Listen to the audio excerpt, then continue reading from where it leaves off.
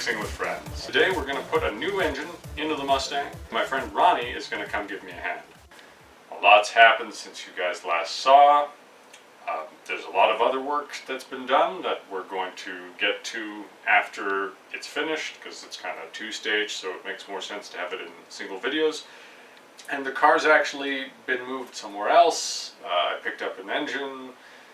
There's lots of stuff has happened. Previously, you saw David and I remove the 3.8 liter V6 engine out of the Mustang because it was having some issues.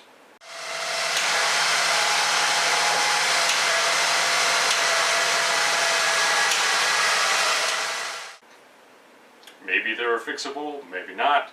We also kind of wanted to use this as an excuse for an engine swap. Not just, you know, a new engine of the same type, but we wanted to, for ourselves, get some experience just seeing what it's like to swap an engine while we're at it. In order to decide what engine we wanted to go with, we compiled the list of all the different engine options that would be relatively easy to swap in. On the left, you have the horsepower and the torque figures in green and orange respectively. On the right, you have the weight. So you've got the Essex V6s, which is what's in there to begin with, the Duratec V6s, the Windsor V8, the modular V8s, and there's quite a bit of variety in, you know, weight and performance between all these, and also availability. This is supposed to be a car flipping sort of exercise, just to see, for even a vehicle as far gone as that one, if you can still fix it and sell it and make a profit, or even just break even, just so we can keep more of the old cars on the road. So because of that, obviously we want to keep it cheap. And then also for ourselves, because we've never done an engine swap before, or most of us haven't, we wanted to start out easy. The Ford modular V8, which is newer. You can get ones with a lot of power, like the ones from the Lincoln Navigator, I think have over 300 horsepower and 300 foot-pounds of torque. It's probably somewhere around 350 or something around that, which would make it more than 100% increase from what it started at. Which also means we have to replace all the driveline. That's a lot of money, a lot of time, and a lot more work. A lot more. So the two ones we kind of whittled our ways down to are the 5-liter Windsor V8 that came in the Mustang GT of those same years, or there's also an option to upgrade the V6 that's in there to a newer version of the same V6, which would make it a very easy swap, just like the 5-liter would be, but even more so because it's literally the same engine, just with a different crank and stroke. So here's the story with the Essex V6. Ford made the regular Mustang like we have here, and then later on they updated it and made the new Edge version of the SN95, 4th generation Mustang. And there were some other changes as well with the engine and just updates as time went on. One of the important things was the coolant passages. The old ones would often have coolant leaks. The newer ones were extremely reliable. So much so that the latest versions were updated and given a special reliability rating and used in a lot of fleet and industrial vehicles as a result. So it's a much more reliable engine if you get a newer one. So that's one advantage. And what else happened, if you notice comparing a V6 Mustang of the year we have to a new Edge Mustang, is there's about 40 some horsepower difference. And that's a pretty good horsepower jump for just swapping out an engine that's plug and play. So that's for a couple reasons. The newer version has split intake runners, and in some there's more airflow going through those.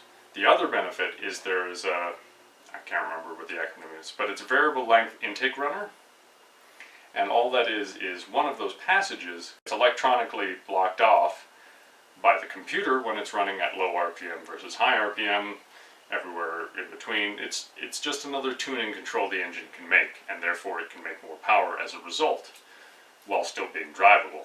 Minivans, back in the 90s, had this before the Mustang did. So even back then, they were making a significant amount more power than the Mustangs, because everyone knows minivans are actually manufacturers' halo cars. It's the car that they focus on the most, the one they want everyone to look at and just feel as if one day when I'm wealthy, I'm going to buy that car. So they make them as sporty as possible. And where that performance difference comes from is actually the intake manifold. Apparently the Windstar intake manifold is substantially better than the Mustangs. And so a lot of people swap those out, and that gives you something like 15 more horsepower. You can take that and combine that with the 4.2 liter engine of the most recent model, so you're getting more reliable engine. It's the same size, same weight, basically same engine. So from a safety standpoint, we don't have to worry about changing brakes or anything, even though it's probably more than, the brakes on the Mustang are probably more than capable of handling a little bit more weight from the V8 or whatever. So it's easier for a swap. And then it's lighter than the V8, so then there's a performance advantage there. And then output-wise, the old 5 liter, just because of the times and the level of tuning they had available, the new 4.2 liter is very comparable to that 5 liter, and then it also has the bonus of weight and ease for us. So that's what we wanted to go with. So I went to Pick and Pull to get an engine, and I didn't find one. And I went to a different Pick and Pull, and I couldn't find one. The only one I could find after checking over a period of time was an old 4.2 liter out of a F-150, which wasn't acceptable. I also found some from the minivans, but you can't actually take the engine itself from there because it's a transverse engine, and that has, it's structurally different, so it won't actually bolt up to the rear-wheel drive version. So we had to resign ourselves to the fact that, okay, we're going to have to get one from a Mustang and take the small performance cut just because it's there, it's accessible, let's get this done. So I had arranged for 2 other friends to come out and help me. We had a day picked out and everything. I had a truck that I was going to borrow, and then I woke up, the truck wasn't there. Turned out the truck was needed. Someone passed away, they went out to visit. I don't know what they were doing with the truck, but anyway, they were using it. So mothballed that and had to come back later. So instead of picking up everything and kind of doing this as a winter spring project, then it became, I think, August, and then we were able to borrow the truck again. Friends unfortunately weren't able to help me at this point, so I just went out myself to get it, and let's take a look at that now. Alright, this is the donor Mustang we're going to be pulling the engine out of. It's a 2003, it has 218,000 kilometers. This engine is an automatic, but getting an engine from a junkyard is always a bit of a gamble. I opted for this one because it specifies that it starts, and I turned the engine over and it spun freely, and then I also checked the spark plugs, so it gave me a bit more confidence. I took a whole bunch of pictures of the engine, so I made sure that I knew where everything went. It's nice to have as a reference. In all, it only took me around 4 hours to pull it out, which is a lot faster than it was as we've already done. Although realistically, the biggest time sink before was actually the exhaust. I did not have to deal with because someone had already cut it off. Unfortunately, I wasn't able to grab a lot of video, but since I had my phone, I was able to record a little bit of me trying to separate the transmission from the engine, which was actually the hardest part for me that day. But in all, it really wasn't too bad. Pry bar. Always the thing that I don't. So, normally you can just yank it free, but I had to gingerly pry it with the screwdriver. And now I should be able to just separate it.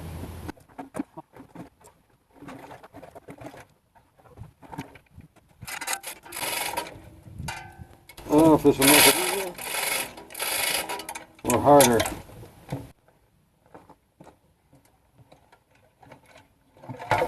There.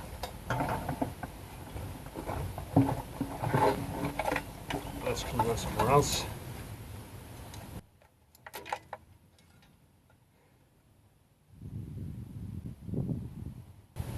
We'll just slide it under the car.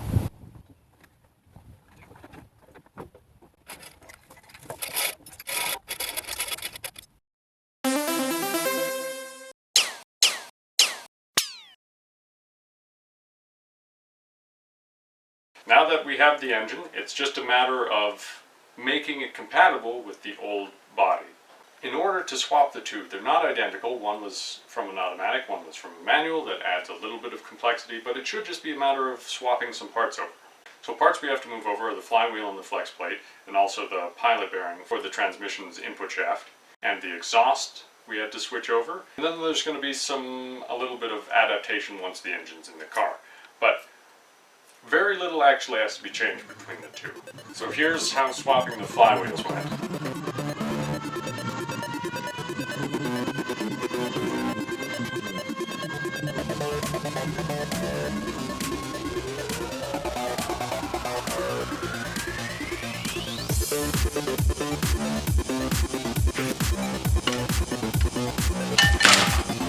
That was stupid of me. So, aside from just dropping it, the clutch itself looks pretty good for its age. Dirty, of course. Some of the pegs, or one of the pegs, came out of the flywheel. So, that's going to be interesting putting it back in. So here's the two engines side by side. The further one is the new engine, the close one is the old one. This little hole is the pilot bearing.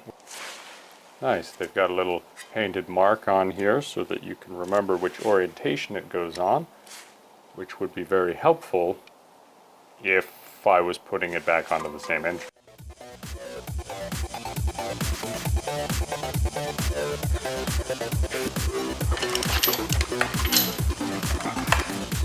Yep, I'm going to just tip it. That's good.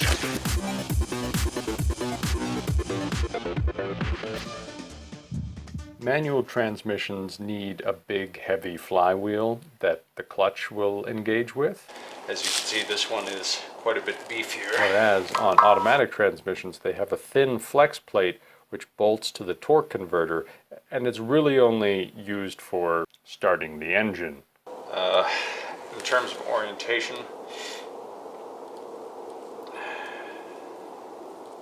I guess we'll see where the weights are in this one.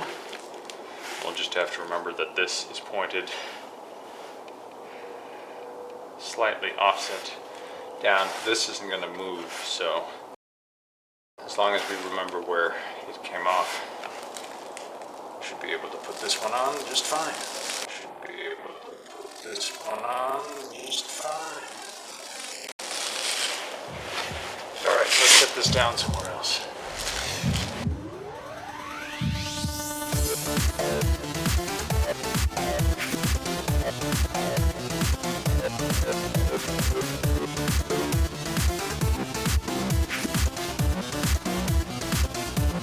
Thin metal pans are great for resonance.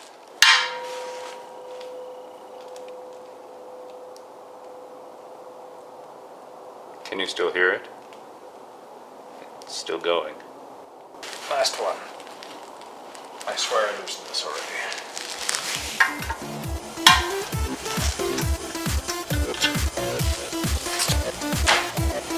Now wiggle it, but don't drop it. This one weighs like nothing. So, this is the automatic one. This is the manual, side by side. This one weighs probably 20 pounds. This one weighs maybe 5. I'm going to throw this on. Oh wait, I was going to look at that. So there's a little bit of metal here as a weight, just so it's balanced. But there are no weights on this one. However, there is a mark here.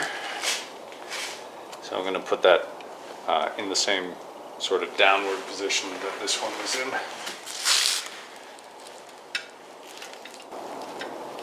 Is that lined up? It is not, because reasons.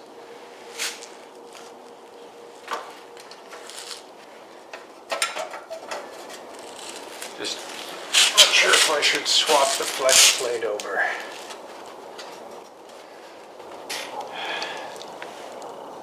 I want to switch this bearing over. I'm not sure if I can actually do that or if I'll have to buy a new one. If I have to buy a new one, it will be a while before I actually get to put this in then. I can do other stuff in the meantime. Anyway, let's move over. This is the flex plate off the old one. Clearance wise, there's not a big difference. This one's got a bit more metal. Okay. Not sure what the point of this is. Perhaps one of you know. This little axis. The old one's got a little bit of cushion here. The new one does not. They're the same, lining them up. I will keep the new one because it goes with the engine. Line up pretty perfectly, hole for hole. See how the old one fits on here. One difference is on this block, the stud is on the transmission. That block, the stud is on the block. It's definitely too late for me to go back and retrieve the stud from the other one. Maybe I can pull it out from this, or it's a stud, it's really just for lining up the transmission. Yeah, I know what this is for. Honestly, having a little inspection port would be nice. So, I'm going to leave that on here.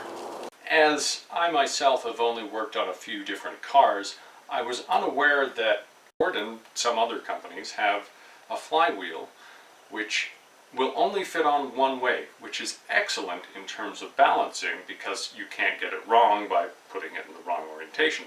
However, there's no real markings on it, it's just a matter of lining up the holes, which is very difficult to do because sometimes the difference is very minuscule and it's hard to see while you're spinning this very large and heavy flywheel.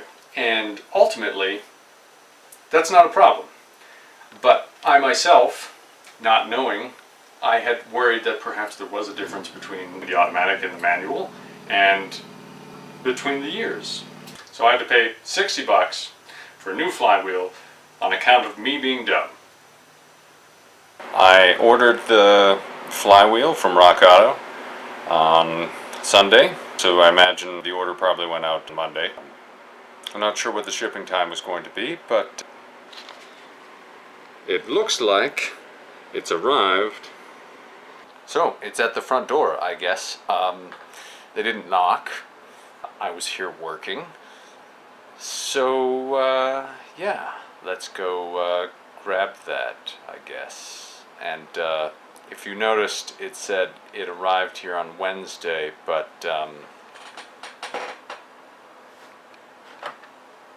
today is Saturday, so I was not expecting it to arrive 2 days after I ordered it. Okay, some things do arrive the day after you order it. Generally, though, things do not arrive that fast, and I'm not used to that because typically my parts have to come all the way from Florida. So it'll take a week or so, but yeah. So unfortunately it's been quite warm these last couple days, so it was dripped on a little bit, but fortunately most of the time the metal parts are wrapped in plastic, which is great, and thankfully it didn't drip so much because the box inside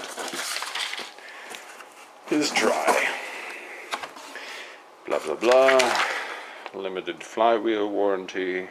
Hopefully this isn't going to be an issue. It's never come up before, and Rock Auto themselves has a pretty good return policy, so hopefully I don't have to worry about that.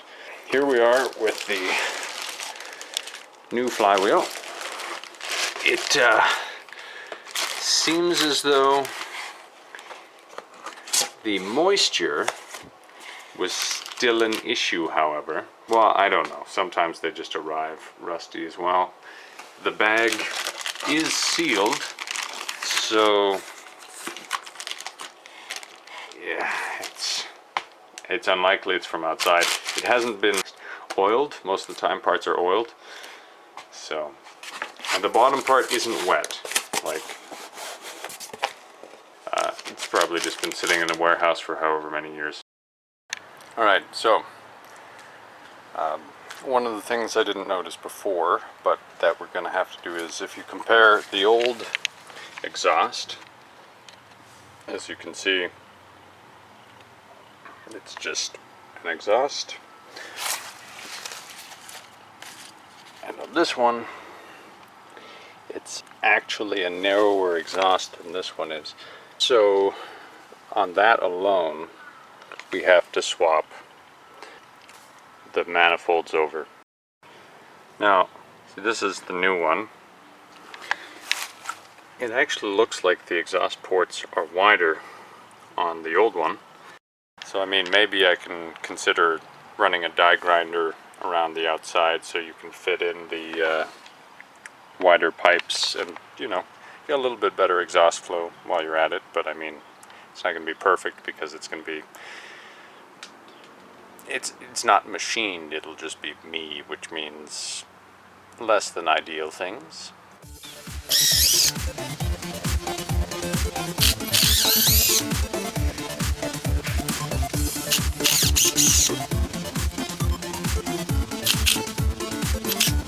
Smooth. Whatever. This grounding wire is in the way.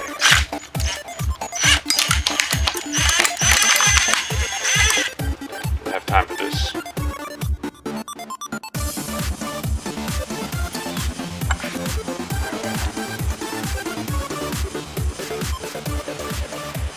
Now is that bolted down?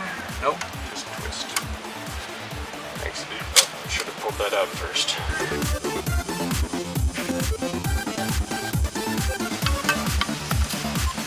Manifold off. Huh?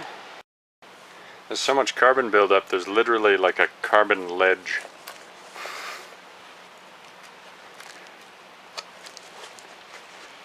That's an entire horsepower right there. I'm just kidding.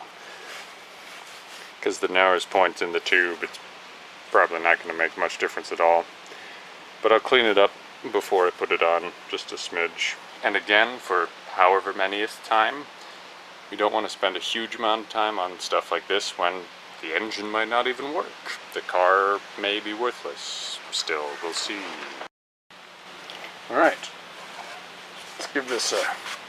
This isn't going to work. I'm going to have to take all of these off manually because I don't have a 13mm deep socket with a 1/4" drive. Maybe I can find one. It's been so long since I've worked on one of my cars with 13mm bolts that I forgot a 1/2 inch is something that you can often make do with. So give that a try.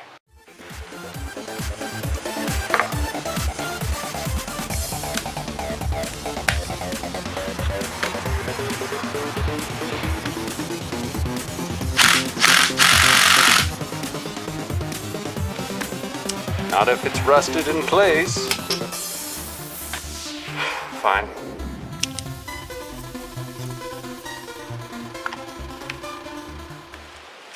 Alright, so while that's happening, we're going to come over to this side and take these out. Oh no, these are just as rusty. Okay, let's spray these too. So, I mean, it's pretty much crapshoot, but if the pattern holds true, the pattern of 1, which is not pattern. This side we can take off just fine, just like we could on the other side. Alright, let's give it a go.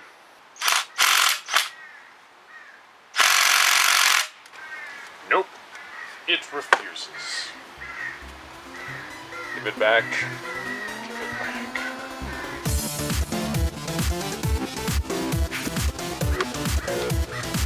I should grab some pliers.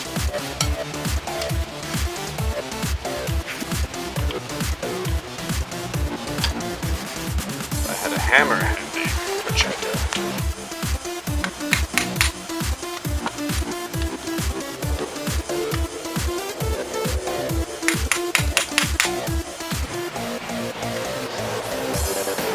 There we go.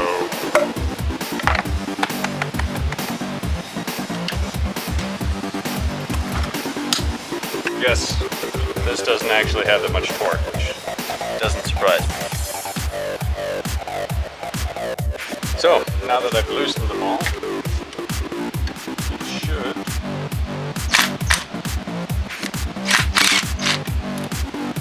come on.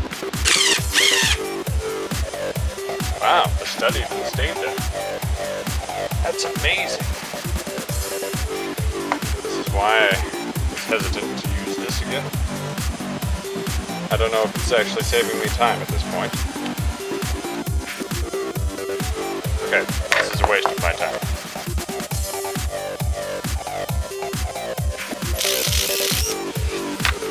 Guess I can take one off. Success.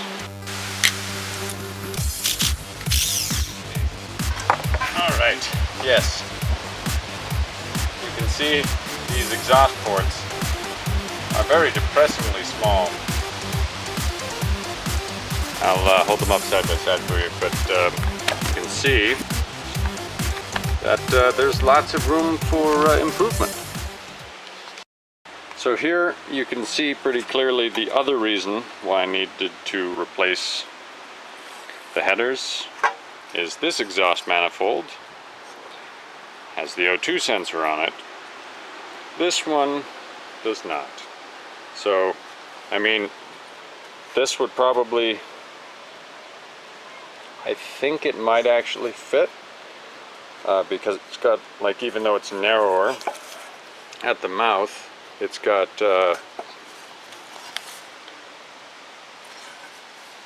I think the flange is the right size, and the pipes themselves are, to my knowledge, well, as far as I can see, the exact same size. It's just the inlet is smaller. So, I mean, this is probably, yeah, like if you wanted to throw on some aftermarket headers, you could definitely get a ported head. Like, you can see how wide the openings are for the exhaust here, and here they're significantly smaller. So maybe I can stack them on top of each other. But yeah, if you ported these, and if you installed the manifold with A, a large opening, and B, larger runners, you could definitely get better flow for the exhaust, which means more power, and occasionally efficiency. So yeah, now I guess I'll just be cleaning these and then remounting them. So this design isn't ideal for scavenging, and this design is just, you know, there's lots of room for improvement there. I'm not actually going to clean too much. I'm just going to throw these on because at the end of the day, right now, that's the important thing, is just getting everything done in time to check the warranty.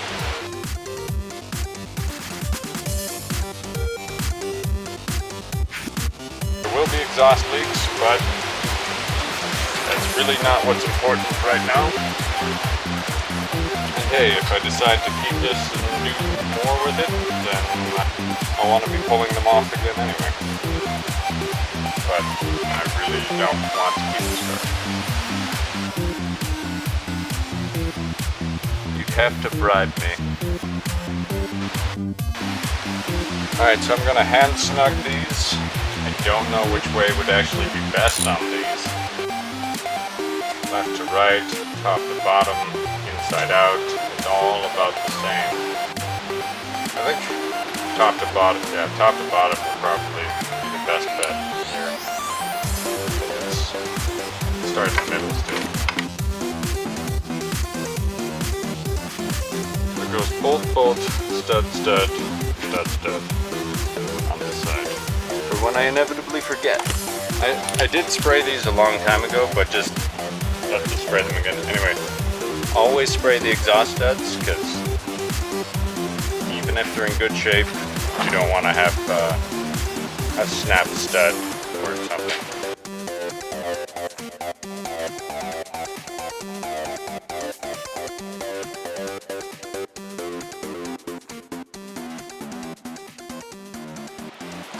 I just realized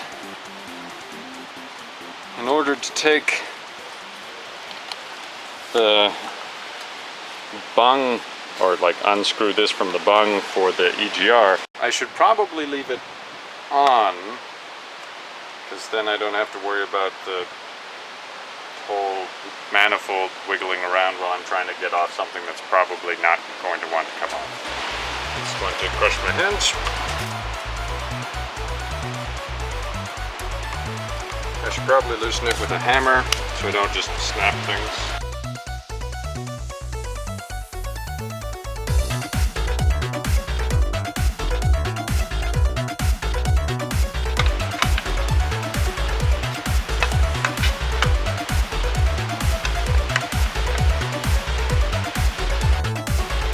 I guess that's really the only thing holding this on, but yeah, that's one down, one to go. I hope the bungs are the right size, otherwise I'm cutting and welding.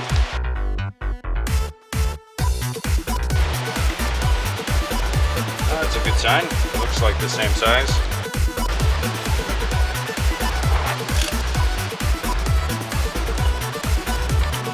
Well guys, it's almost looking like tornado weather, so I don't know how much longer I'm going to actually film for. I will see how this goes.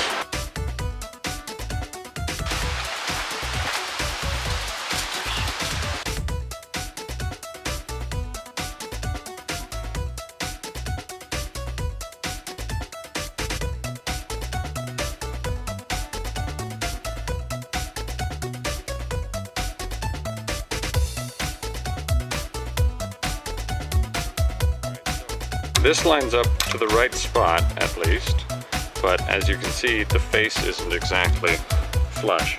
So, fortunately, there'll just be a little bit of bending, like more of a sort of twist, and then it should be good. Well, hopefully I don't break anything.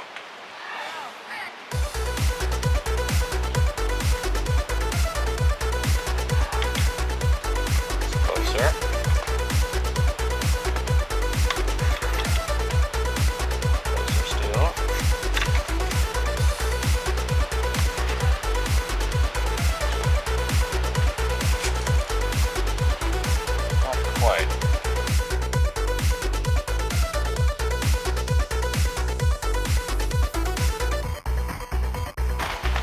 Nearly there.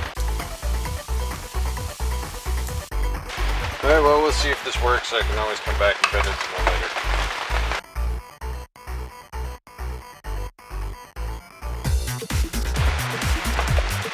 Alright. That's that. 24 foot-pounds.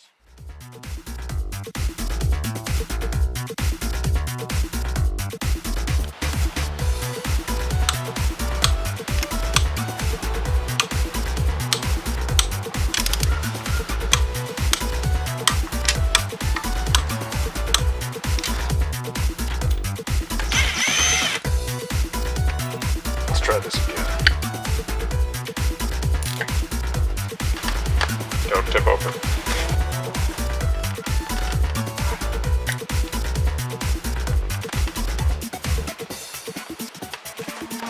Okay, the breaker bar for this. Nope, just a better angle.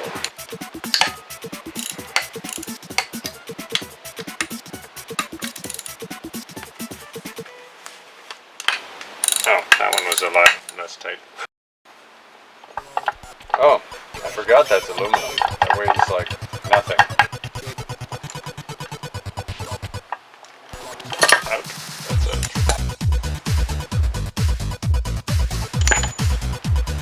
We're done.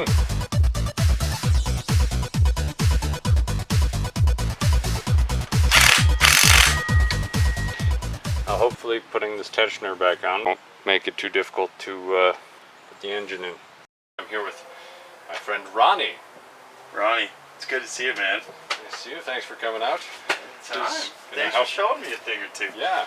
So, this is your first time putting an engine into a car? Yep, Yeah. you bet. So we're learning things. You're teaching.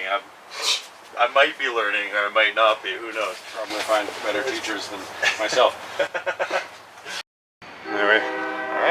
Ronnie, do you wanna? I'll hold it up. Do you want to throw some of these in? Yep. Oh wait, we have to pull that out first. That's something I forgot about. What's that out? It's one of these little prongs. Said in there, be careful with the clutch disc because it's asbestos. Does it? Yeah, for I real. thought you weren't even allowed to use asbestos anymore. Apparently they did in the 90s.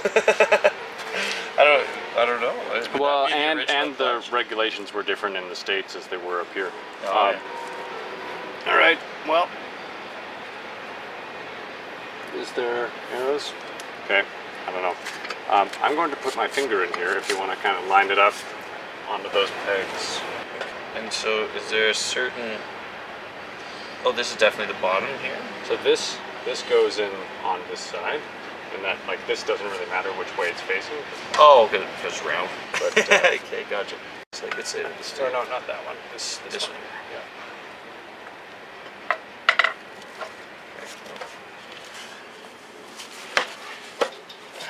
Yeah. Nicely done. Now the clutch can float around as we like.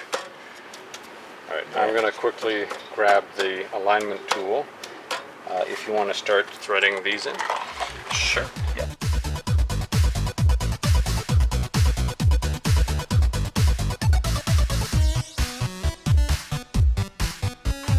That would be the way to do it, but this is okay. Guys gotta get a bit of a workout here, you know?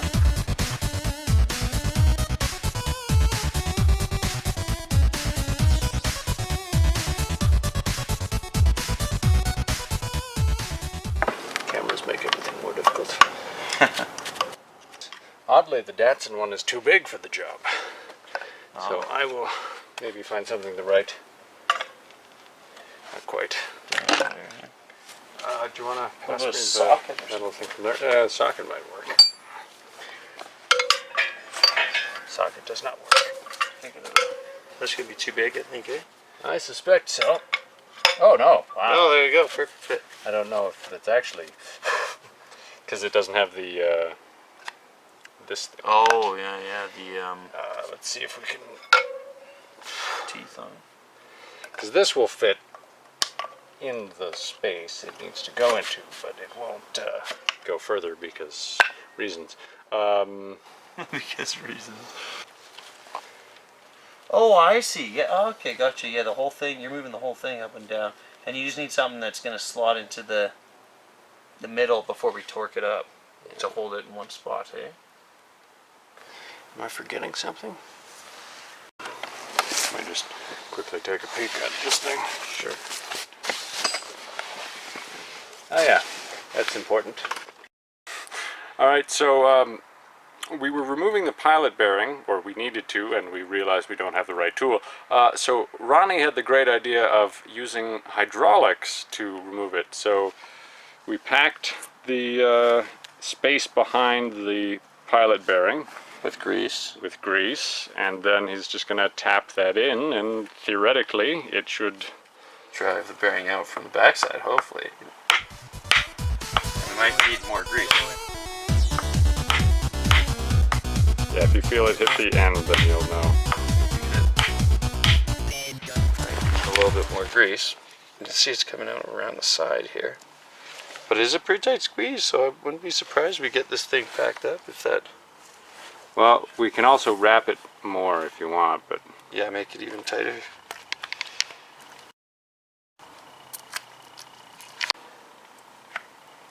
This grease is ancient. It's just perfect for this job. We recommend grabbing a at least 45-year-old aged tube of grease for this. If Home Depot doesn't sell it, then too bad. You're gonna have to age some yourself. Yep. It's a private reserve, you know, when you get the 45-year-old matured grease. Yeah, let's see if this works. And if not, then we'll. Yeah, I think the key is hitting it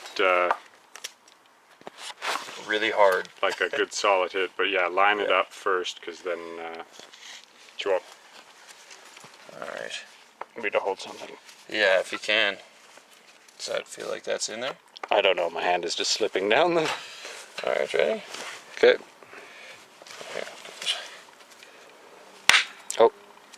work. Alright, so once we had more hands, you can see that the bearing slid out. So we're You just see gonna the give shiny it bit. And... Alright. Let you hang on to that again. And make sure that's centered, or else my hand is going to break. Yeah, you tell me when. Okay, go. Oh yeah, that's almost out. That's pretty darn close. Let's see One if more? we can. Oh, see if we can give it another tap. Okay. Ready? Yep. There, that's out. That is out. There you go. Magical. Alright. And there was much rejoicing. Alright, so now all we have to do is clean this massive amount of grease off of it and then tap it in. So We've also fabricated our own clutch alignment tool. There you go. Just a piece of grass in the clutch that makes everything excellent. Number one mod to do on your car this year. Grassy clutches? Yeah.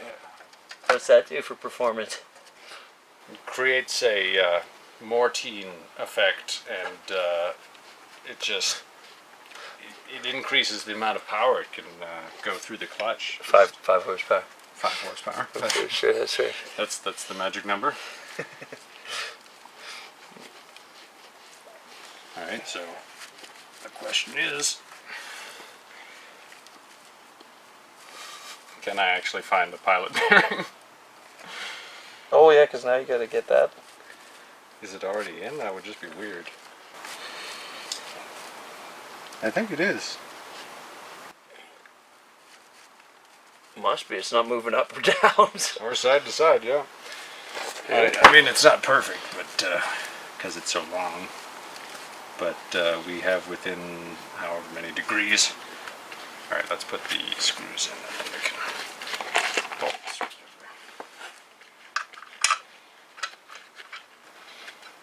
The grease was a fantastic tactic, but it involves significant amounts of cleanup. Can I just grab you a new set of gloves?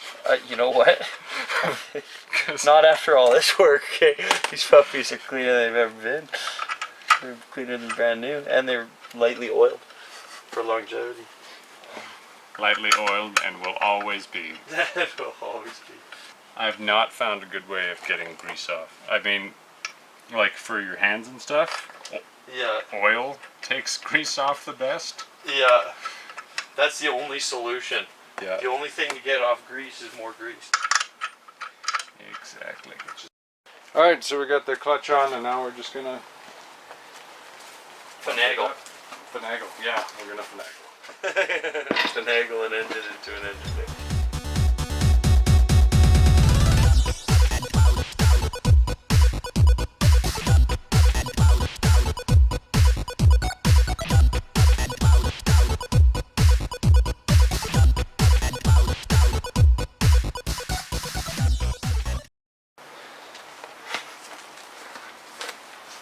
Get the engine in.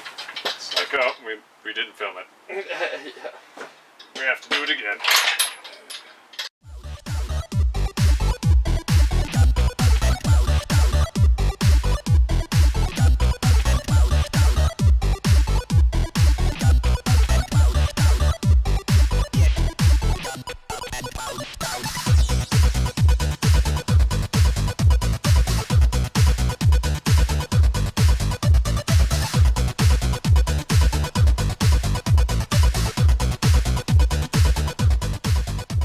So after a long time of beating our heads against the wall, we did manage to get the engine in. We definitely didn't help ourselves by trying to put it in from the front rather than from the side, like how we took it out. And so because of that, we were working against gravity the whole time. The engine was trying to slide back out. It can also help, if it doesn't go in right away, trying to twist the transmission's input shaft a little bit, and then it'll help line up the splines. I feel really bad because we had scheduled to work on the car in the mid-afternoon or something. He ended up having to work a lot later. Then he came down anyway. And then he also ended up staying a lot later than he wanted to because he had stuff he had to get to the next day. So who knows how much sleep he got. And yeah, even though he didn't need to stay, he stayed, so I really appreciate your help. Thank you for that. And hopefully we didn't scare him away from coming back again because of how that went. So before we can start the engine and find out if it actually runs, so we can take it back while it's under warranty, we have to do a little bit of compatibility stuff just to combine the new systems with the old system. So wiring harness, fuel system, finishing bolting and putting some of the other components on, and then we can give it a run.